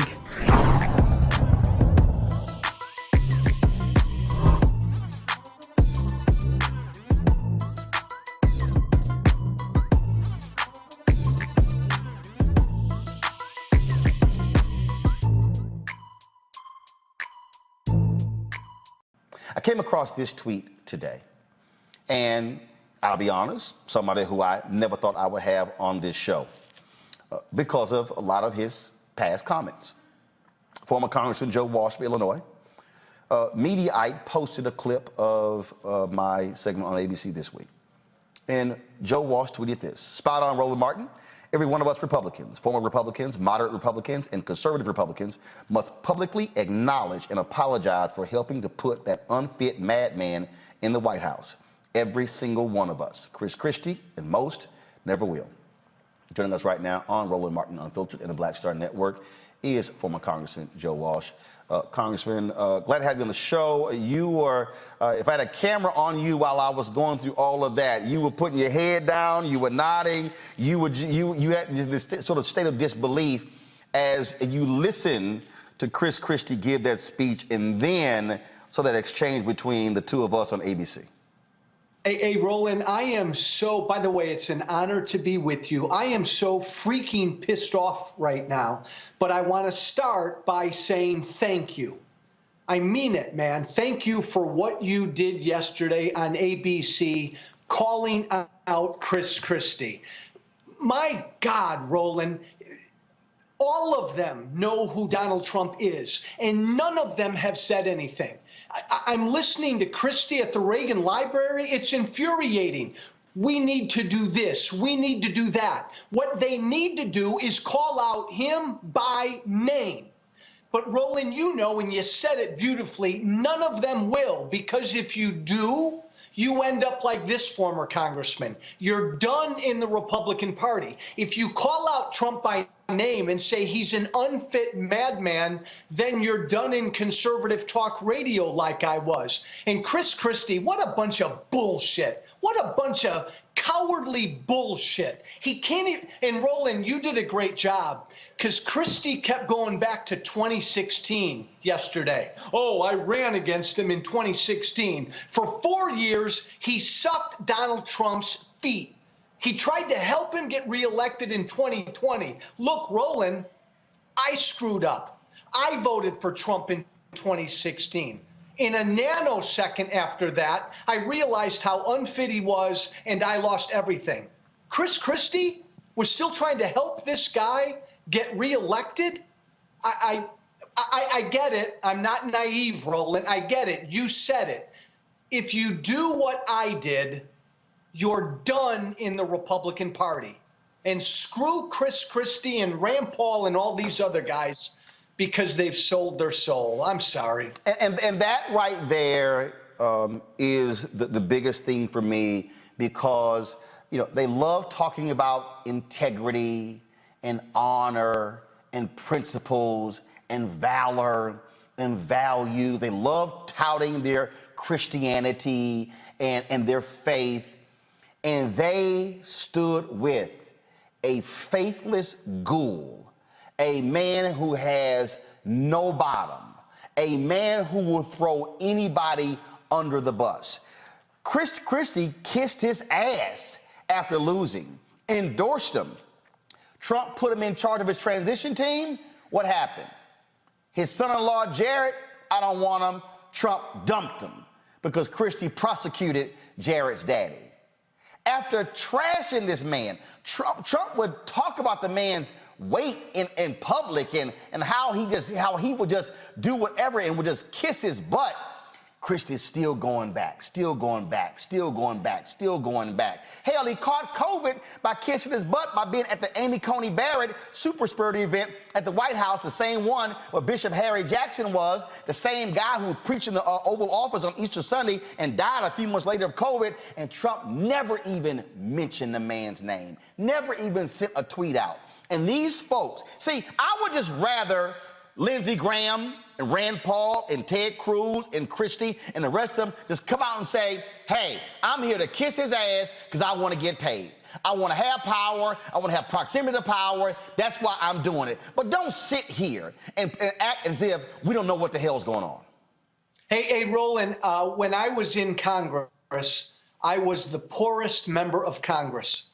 If I had $1 for every time a Republican member of Congress over the last 3 years told me privately how bad, awful, god-awful bad Donald Trump was, I'd be a wealthy guy. But you nailed it, my friend. They all told me that privately. Chris Christie has the nerve to say the Republican Party has to tell the truth without calling out the biggest liar this country has ever had. Roland, as far as I'm concerned, if you're a Republican and you can't call out him by name, Donald Trump, and we've got to get rid of him or this party will never grow, then I don't even listen to you anymore. Right, and that's that point you just made there when you talk about what they say privately. Look, I can tell you, I know of people who overheard conversations that Rudy Giuliani and Lindsey Graham have had, who were sitting right there, and they were ridiculing him. They were making fun of him. They know he's stupid. They know he can't read. They know he's an ignoramus, but they know, oh, he had the power. Boom, we're gonna suck up to him. That's the only reason. And Roland, they know he's bad for the Republican Party. More importantly, they know deep down he's bad for this country. My God, some of them have told me privately what I've said publicly about Trump. He's a treasonous guy. He's disloyal to America. Roland, they know that. My God, and they don't say it publicly. See, and that's why I had no choice but to check Chris Christie and to check Sarah. Because don't try to sit here and go, oh, let's bring us together and a vision forward, and these things are important because here's the deal. If 200,000 votes went a different way, he would be sitting in the Oval Office, and Chris Christie would be sitting there kissing his ass, because Chris will be trying to make money for his lobbying shop or whatever he's doing, because that's what this is about. Principle. Hey, by the way, Roland, the other really great point you made yesterday is about the party. The Republican Party's done, and Christie knows that. It's Trump's party. Stick a fork in them. They're done. He's running, and if he wants to run, Roland, and I think he will, no Republican's going to challenge him. Chris, there's not going to be a choice between Trump and Christie. Give me a freaking break. Well, you've already heard Nikki Haley. You've already heard Nikki Haley say, well, if he runs, I'm not running. And here's the crazy thing. Trump has exposed how much of a fraud she is. He's like, she talks about me bad one day, and the next day she walks it back, and then she criticizes me. Even he knows she's a fraud. Hey, I respect the hell out of you because you speak your mind, even if it cost you TV gigs. I spoke my mind 3.5, 4 years ago, and it cost me everything. Lindsey Graham, Cruz, Christie, they all suck up at the altar of the king, and they're not going to change, Roland, because you nailed it. It's all about power. Right, and that's just, and we got to call it what it is, and now this whole polishing act of no, that wasn't us. We were not one of those people. No, you were, and you wanted it to continue, and that is the problem. And here's the whole deal. If you're sitting here, and then when Christie goes, well, I just believe in 2016 that Trump was better than Hillary, he knows it's a damn lie. He knows that. He knows, and see, this is where I don't want to hear any crap about the good of the country. This is where you say, because let me tell you something. I go back to Jackie Robinson. Jackie Robinson was a black Republican. Jackie Robinson supported Nixon over Kennedy. And Jackie Robinson was angry because Nixon was not doing more to speak up to try to reach African Americans. Then in 1964, when you had Senator Barry Goldwater, who ran and opposed the Civil Rights Act, it was Republican Jackie Robinson who said there is no way in hell I'm supporting that man and actively campaigned against him. And that's what you do. When you say that person is simply not good for the country, damn my party label, and I cannot support it, I've got to fight against it. That's what Jackie Robinson did. Bingo, Roland. I have stood on the public square for 3.5, 4 years, publicly apologizing to the country because I helped create Donald Trump. And I'm profoundly sorry about that. Chris Christie did too. Rand Paul did too.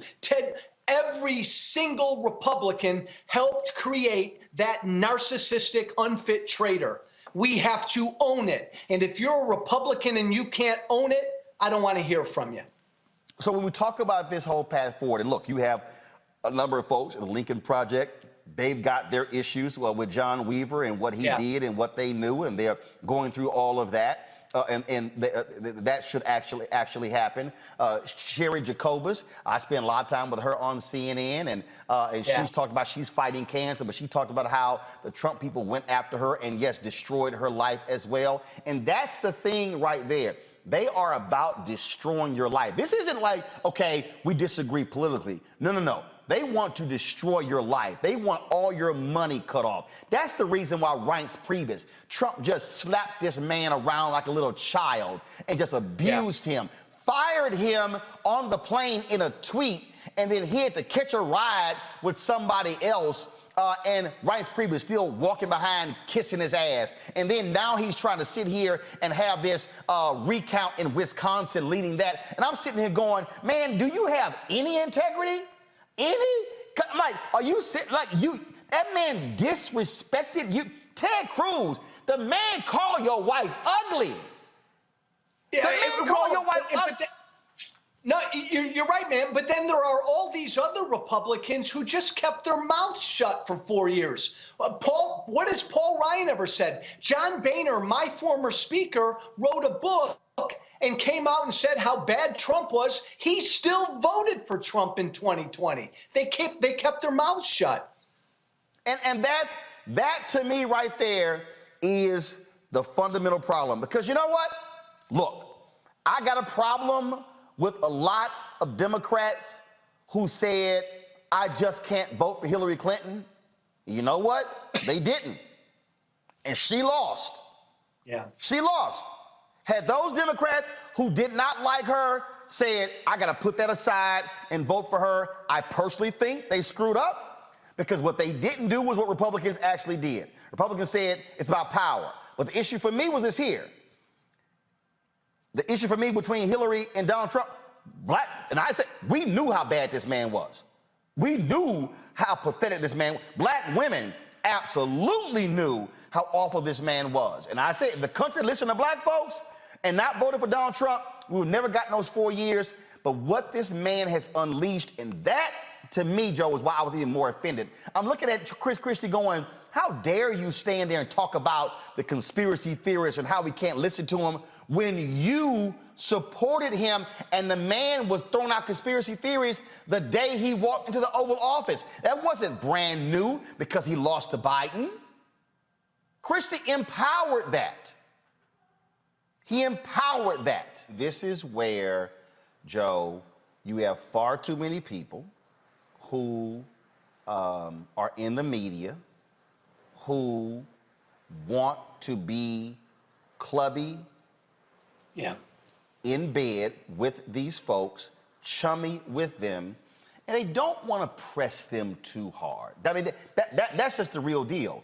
People have to understand it is a major inside game for all the folks in Trump world that exists out there, and that's the game. And I'm sorry, I'm just not going to play that game and let somebody sit in front of me and just say this crap, and they've never owned up to it. You can't go to an AA meeting and make any progress unless you have to say with your own mouth, I'm an alcoholic, I'm a drug addict.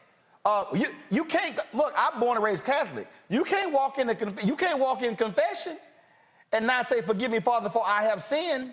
In fact, these same Christians are the ones who say you've got to profess with your mouth that Jesus Christ is your Lord and Savior. These folks want to say, "Oh no, I wasn't with that. I wasn't done with any of that. No, I was privately advising him against it." Yeah, but you watched it and then you said nothing. And Roland, and by the way, your guest beautifully said it. Trump is a monster. He's a treasonous monster. And please don't take what I'm about to say wrong. I almost have more respect for nuts like Matt Gaetz and Marjorie Taylor Greene, Lauren Boebert, who really believe Trump's bullshit than I do Chris Christie. Chris Christie knows that Donald Trump is a lying, treasonous monster. I have less respect for Christie and Lindsey Graham and Cruz because they know the truth. Marjorie Taylor Greene's an idiot. She believes it. These guys know the truth about Trump, but for power, they won't call him out. Well, it is important to own up to it. I mean, you talked about that and what it has cost you, and in Republican circles, you are absolutely persona non grata. You talked about losing the radio show because your radio show was on how many stations? About a couple hundred stations, lost them all. But you know what, Roland? Because you can't be anti-Trump in conservative talk radio. Here's the other thing, though. You have to apologize sincerely. Right. And I've spent 3.5 years apologizing. Yeah, for because before, let's be clear. Before, I mean, you said some stuff in the past about Michelle Obama and other folks, and you were a flamethrower on the right, and Fox News loved you, and every time you put something out there, and you had to own up to the role that you played in creating and fostering the environment that allowed a Trump to come onto the scene and grab it and then take hold and become president. Hey, Roland, I helped create that. You agree with me, I think. The GOP base has been radicalized. Oh, absolutely. When President George W. Bush said on Saturday, he was talking about the Republican Party in terms of the similarities between the radical, I call them domestic terrorists in the United States, and the folks who attacked us on 9/11 in terms of what their goal was. And he didn't name Trump, he didn't name party, but everybody knew exactly who he was talking about. And all of us Republicans and people like me, Roland, we helped radicalize the base so that when Trump came along in 2016, the demagogue he was, they were primed for him. We got to own that, apologize for it. So what are you, last question for you, in terms of moving forward? I think you're going to see more speeches like this, and I'll give you a perfect example. People laud Senator Mitt Romney. I don't. You know why? Because he gave that speech, all that hoopla before Trump got elected, and then was kissing his ass trying to meet with him to become his Secretary of State. And see, that's the same thing. Say, I'm sorry, you don't play with evil. You don't play footsie with evil. I got to go to church. You can't sit here and pray to God, but then you want to kick it with the devil. I mean, you simply can't do. Lightness and dark cannot coexist at the same time.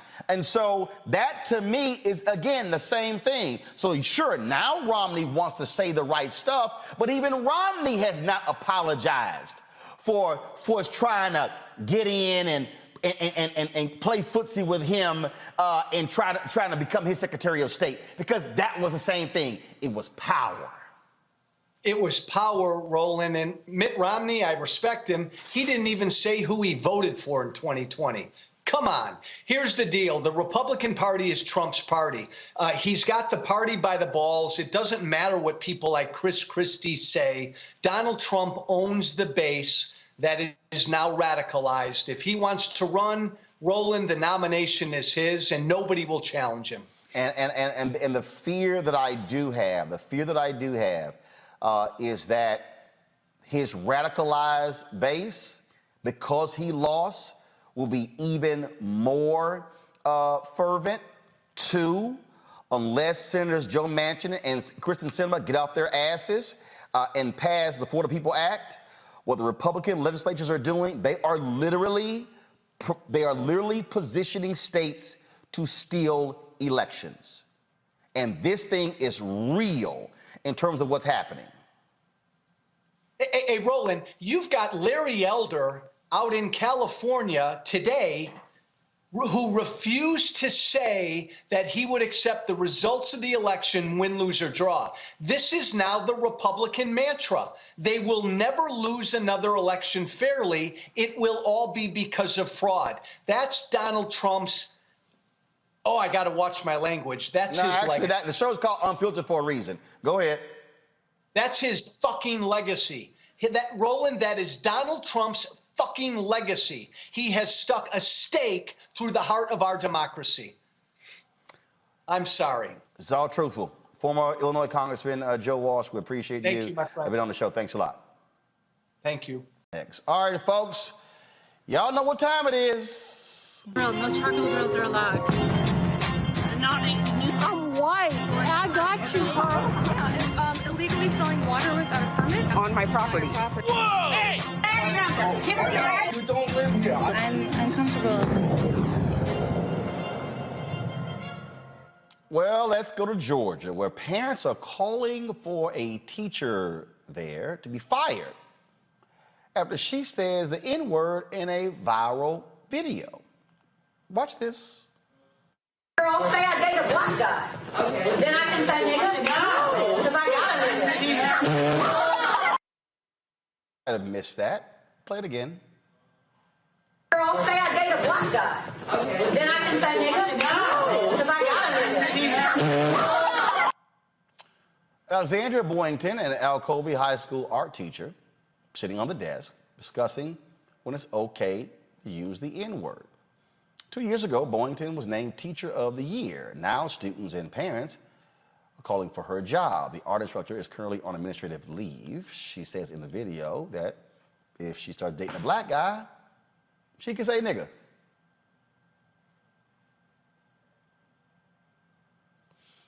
Really?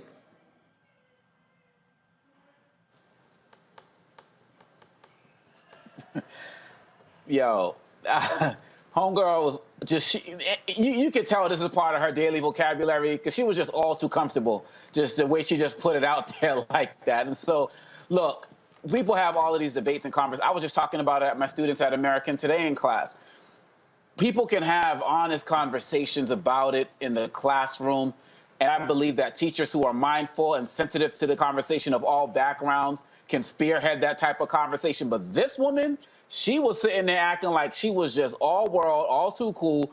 And I'm glad that those students responded, hell no, because really at the end of the day, they think that the students are going to be like, oh, you cool, I'm with that. And they're like, hell no. And I'm glad the video went out. I'm glad the parents are calling for it because we need to have real conversations about the usage of this term throughout.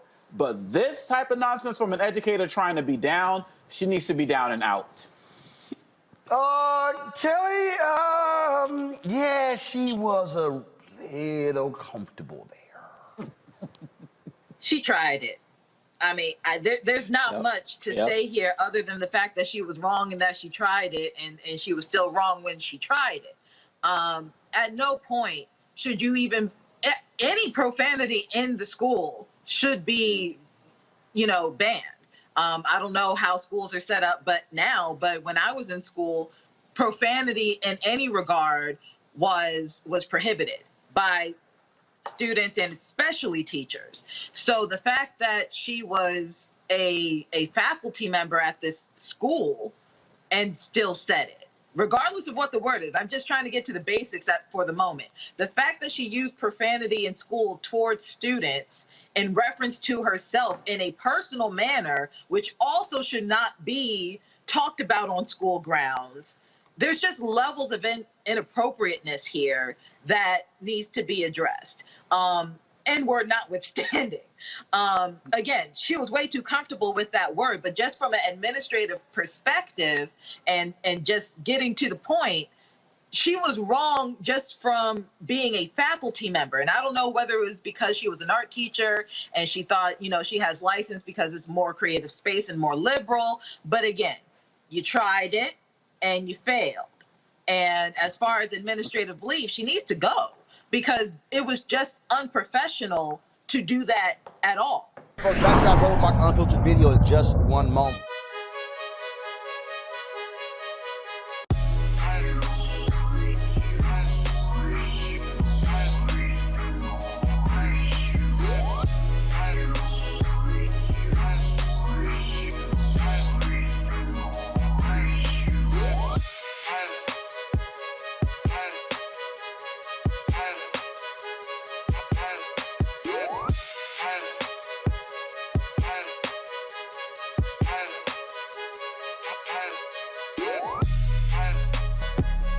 All right, folks, Seek.com is a black-owned company founded by Mary Spiel. It's a virtual reality company where you can actually go there, look at their virtual reality content.